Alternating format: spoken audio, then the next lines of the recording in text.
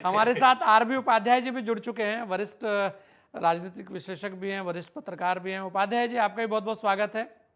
धन्यवाद संजय जी। जी, आप भी देख रहे हैं कि जिस तरीके से भारत जोड़ो यात्रा चल रही थी और आपके सामने है सारी चीज़ें, और ऐसे में एकदम से जब वो यात्रा राजस्थान के करीब है और राजस्थान आने वाली है, तो राजस्थान में जो पुराना विवाद था, ऐसा कहा जा रहा था कि जिसका शायद वो अब पूर्ण विराम उस पर लग चुका है, लेकिन एकदम से वो निकल कर आया और बड़े तीखे वारों के बीच में वो आया है। मतलब आप देखिए, आरोप प्रत्यारोप जो चल रहे हैं बड़े तीखे हैं इस बार।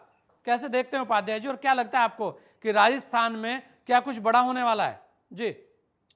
देखिए, राजस्थान शुरू से देखेंगे आप, जब इलेक्शन हुए तो कहीं न कहीं सचिन पायलट को ये उम्मीद थी कि मुझे मुख्यमंत्री बनाया जाएगा, लेकिन पार्टी आलाकमान ने जिस तरह से अशोक गहलोत को हम्म। मुख्यमंत्री बनाया, तो उसके बाद से ही वो आहत हैं। और उसी का परिणाम आपने देखा, हम सबके सामने था कि उन्होंने अपनी नाराज़गी ज़ाहिर की। तरह-तरह के कयास भी लगे उसके ऊपर कि भी वो बीजेपी जॉइन कर रहे हैं। संख्या बल नहीं था, इसलिए वो सक्सेस नहीं हो पाए। तो वो शुरू से गुटबाजी वहाँ अपने चरम पर रही है। और यही आप देखेंगे, हालात पंजाब के रहे थे। तो पंजाब में सरकार चली गई। जहाँ 1 साल पहले तक लग रहा था कि भी कांग्रेस वापसी करेगी। वहाँ कैप्टन और बी सिद्धू में जहाँ वो घमासान हुआ गुटबाजी में, और वो सरकार, तो वही आसार मुझे राजस्थान में नज़र आ रहे हैं। जिस तरीके की खींचतान चल रही है, अशोक गहलोत और सचिन पायलट की, जो गुटबंदी है वो अपने चरम पर है। और इसका असर अपने-अपने देखिए खेमे यात्रा पर भी पड़ता दिख रहा है, क्योंकि फिर सवाल उसी देखिए, तरीके के शुरू हो जाएंगे। बिल्कुल यात्रा पर भी असर पड़ेगा। यात्रा का जो रोड मैप है आप देखेंगे, ज़्यादातर गुजर-बहुर इलाकों से सचिन पायलट का जो प्रभाव वाला क्षेत्र है, वहाँ से उसका रूट डिफाइन किया गया है।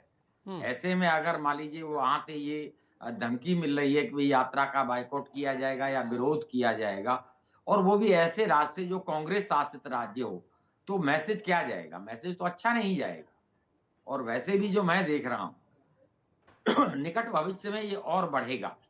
हम्म। अशोक गहलोत किसी भी कीमत पर अपनी जो मुख्यमंत्री की कुर्सी है उसको नहीं जाने देंगे। इसी कड़ी में आप देखेंगे, उन्होंने प्रधानमंत्री से चर्चा की है, उनकी मुलाकात हुई है, उसपे तरह-तरह की कयास और अटकलें सामने आ रही हैं। और अगर पार्टी आला कमान ज़्यादा एक्शन में आएगा या ज़्यादा कुछ अपनी मनमर्जी करेगा, तो ये भी हो सकता है जिस तरह से कैप्टन अमरिंदर गए हैं, अशोक गहलोत भी बीजेपी के साथ जा सकते हैं। और बीजेपी को ज़रूरत राजस्थान में एक कद्दावर नेता की है। और हम्म। उनको क्या चाहिए? ये अशोक गहलोत का मुख्य जो ऑब्जेक्ट है वो मुख्यमंत्री पद की कुर्सी है। ऐसे में वो अपनी कुर्सी बचाने के लिए बीजेपी के साथ जा सकते हैं, और उस समय कांग्रेस को बहुत बड़ा नुकसान, क्योंकि चुनाव सर के ऊपर है। तो कांग्रेस जो आला कमान है वो भी कहीं न कहीं हताश और निराश है, इसीलिए आप देखेंगे कि उस तरह का कोई एक्शन नहीं लिया जा रहा है। लेकिन डैमेज कंट्रोल भी नहीं हो रहा, ये चिंता का विषय है। कहीं न कहीं जो डैमेज कंट्रोल हो, मान लीजिए 2 में से 1 को तो समझाना पड़ेगा।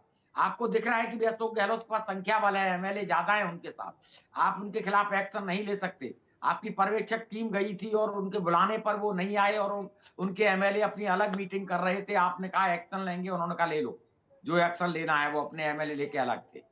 तो ऐसे में बड़ा अजीब-सी स्थिति राजस्थान में देखने को मिल रही है। अगर पार्टी आलाकमान ज़रा भी हरकत में आता है और कोई कठिन निर्णय लेता है या इस तरह का कोई फैसला लेता है, तो अशोक गहलोत भी कैप्टन अमरिंदर की तरह बीजेपी के साथ जा सकते हैं। यही यही मुझे सारी ये चीजें हैं, यही पूछते हैं।